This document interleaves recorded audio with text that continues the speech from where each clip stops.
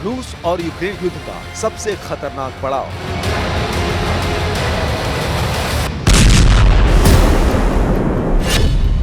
Ukraine में उठेगी तबाही की नई लहर।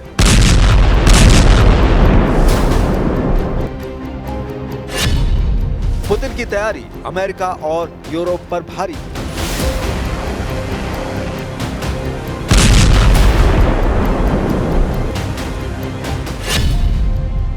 वॉर जोन से आई नए महासंग्राम की आहट।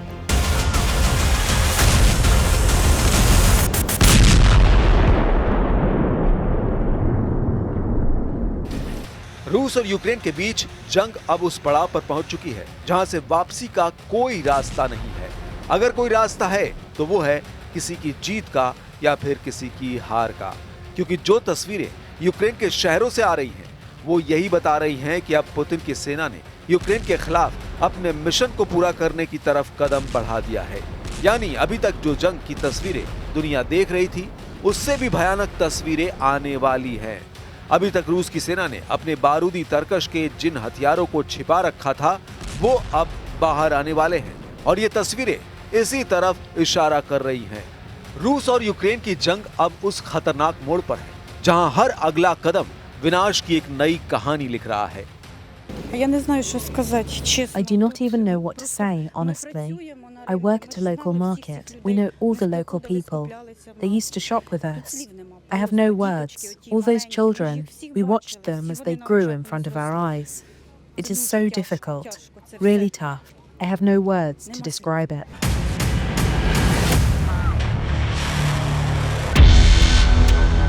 पुतिन की सेना अब सिर्फ फ्रंट लाइन पर नहीं बल्कि सीधे यूक्रेन के दिल पर वार कर रही है।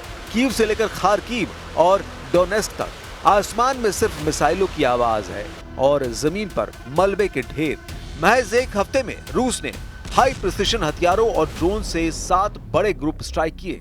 टारगेट साफ थे, यूक्रेन की ताकत को जड़ से खत्म करना। हथियारों के कारखाने, एयरबेस, मिसाइल स्टोरेज डिपो और फ्यूल डिपो सब कुछ तबाह कर दिया गया। यानी यूक्रेन की उस ताकत पर हमला किया गया जिसका इस्तेमाल अब तक रूस के खिलाफ किया जा रहा था। इसी बीच रूस ने एक और बड़ा दावा किया है। रक्षा मंत्रालय के मुताबिक 23 से 29 अगस्त के बीच रूसी सेना ने डोनेस्क और निप्रोपेट्रोवस्क में 6 नई बस्तियों पर कब्जा कर लिया। इसका मतलब है कि धीरे धीरे रूस यूक्रेन के नक्शे से गांव और कस्बे मिटाता जा रहा है। ये सिर्फ इलाकों पर कब्जा नहीं बल्कि मनोवैज्ञानिक दबाव भी है, क्योंकि हर बस्ती पर कब्जे के साथ यूक्रेन के लोगों में डर गहराता जा रहा है। लेकिन यूक्रेन भी चुप नहीं है। रूसी हमलों के कुछ ही घंटों बाद जेलेंस्की की सेना ने रूस के ब्रांस्क क्षेत्र में एक डीजल फ्यूल डिस्ट्रीब्यूशन स्टेशन को उड़ा दिया। ये वही स्टेशन था जो रूस के सैनिकों को ईंधन सप्लाई करता था। यूक्रेन का संदेश साफ था, अगर रूस हमारी सप्लाई लाइन तोड़ेगा तो हम भी रूस की सप्लाई लाइन को निशाना बनाएंगे। फिर भी जंग का पलड़ा भारी दिख रहा है रूस के पक्ष में। वजह साफ है, पोक्रोवस्क दिशा। यहाँ रूस ने करीब 1 लाख सैनिक तैनात कर दिए हैं। हथियारों का जखीरा जुटा लिया गया है और यूक्रेनी खुफिया रिपोर्टों के मुताबिक रूस जल्द ही इस दिशा में सबसे बड़ा जमीनी हमला कर सकता है।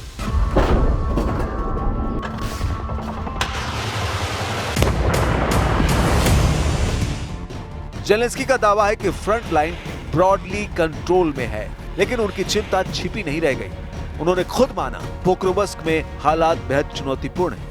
ये वही इलाका है जहां से अगर रूस आगे बढ़ता है तो यूक्रेन के पूर्वी मोर्चे की डिफेंस लाइन ध्वस्त हो सकती है।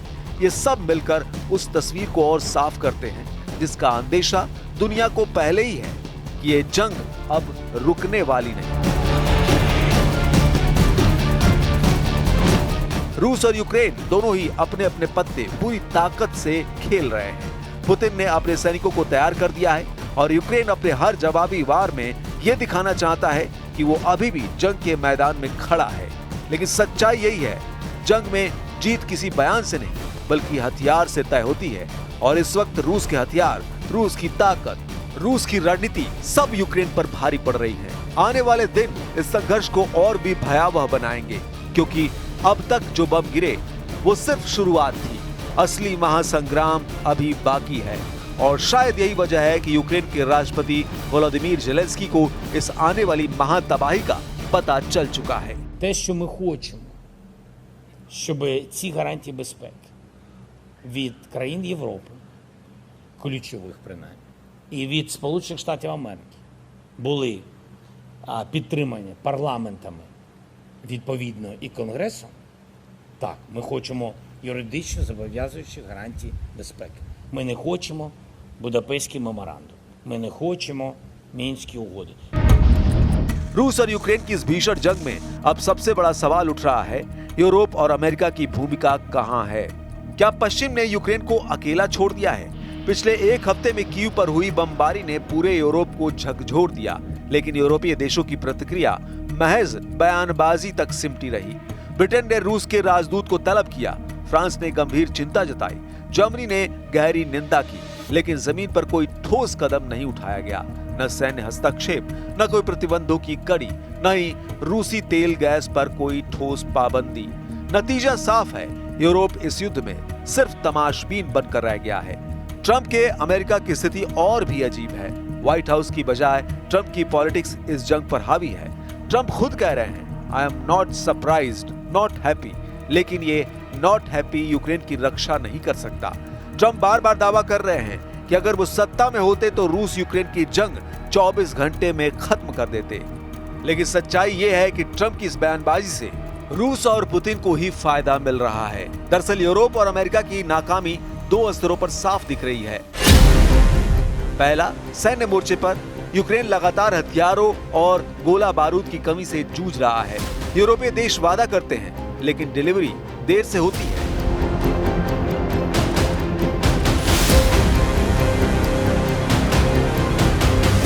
अमेरिका से आने वाले एड पैकेज पर कांग्रेस में राजनीति हो रही है।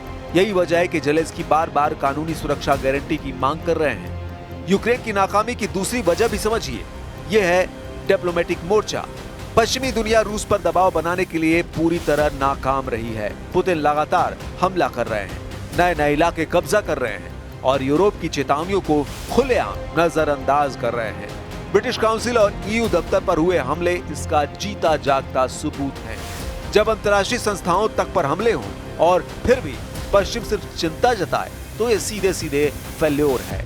Домагатися миру через силу, цей термін він був озвучений президентом Трампом, ми його повністю підтримуємо. Неможливо сьогодні щось робити без припинення вогню. І те, що сталося минулої ночі, це є фактом. Я мав можливість навіть продемонструвати пану Віткофу фото, що сталося, фоторуйнування, загибель наших людей. Також ми говорили про те, що ми працюємо з нашими американськими і європейськими партнерами над гарантіями безпеки. Це дуже важливо, і без них неможливо дивитися вперед. І сьогодні Україна і українці, безумовно, потребують дуже чітких і дуже сильних гарантій безпеки. І саме про такі гарантії безпеки ми говоримо.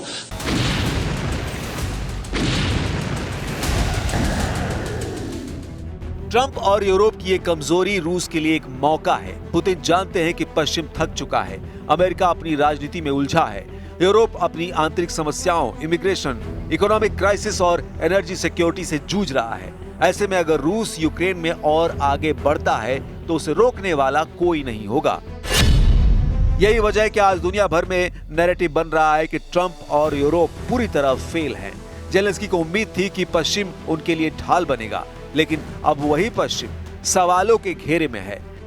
इस युद्ध का असली सच यही है कि जब बड़े देश राजनीतिक बयानबाजी और कूटनीतिक दिखावे में उलझ जाते हैं, तब छोटे देश युद्ध भूमि पर अकेले पड़ जाते हैं। और इस वक्त यूक्रेन उसी अकेलेपन का सबसे बड़ा उदाहरण है। लेकिन ये मामला सिर्फ यूक्रेन की बेचारगी तक सीमित नहीं है। ये हालात तमाम चुनौतियों के बीच लगातार बढ़ती रूस की ताकत और पुतिन की मजबूत इच्छा शक्ति की तरफ भी इशारा करते हैं।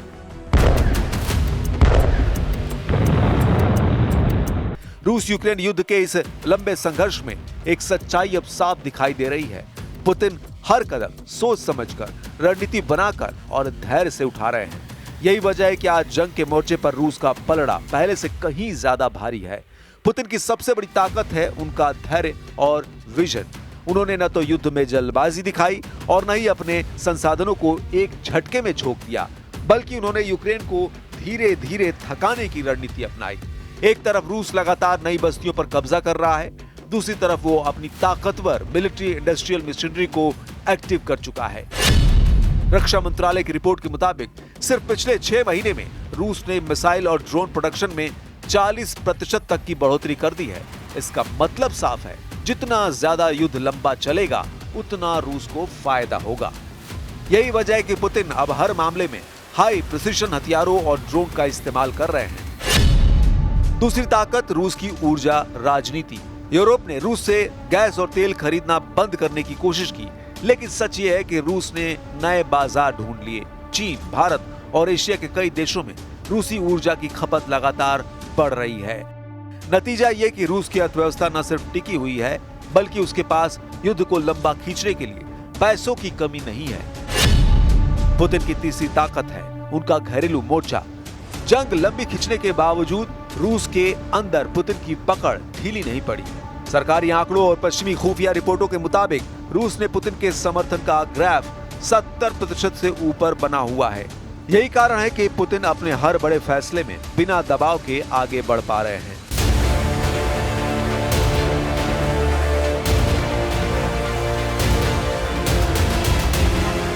इसके अलावा पुतिन की कूटनीतिक रणनीति भी पश्चिम के लिए बड़ी चुनौती है। ब्रिक्स देशों से लेकर ग्लोबल साउथ तक रूस ने लगातार अपने लिए समर्थन जुटाया है। अफ्रीका, लैटिन अमेरिका और एशिया के कई देश रूस को एंटी वेस्ट ताकत के तौर पर देख रहे हैं। संयुक्त राष्ट्र में भले ही निंदा प्रस्ताव आते हों, लेकिन असल दुनिया में पुतिन को कूटनीतिक अकेलापन झेलना नहीं पड़ रहा। और अब चौथी और सबसे अहम ताकत, फौजी जमावड़ा।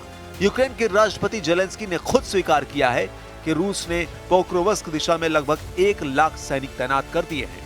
इसके साथ ही टैंकों, तोपों और मिसाइलों का विशाल भंडार तैयार है। इसका मतलब है कि आने वाले दिनों में रूस किसी भी वक्त सबसे बड़ा जमीनी हमला कर सकता है। इन सारी बातों को जोड़कर देखें तो तस्वीर साफ हो जाती है। पुतिन न तो थके हैं, न झुके हैं और न ही रुके हैं।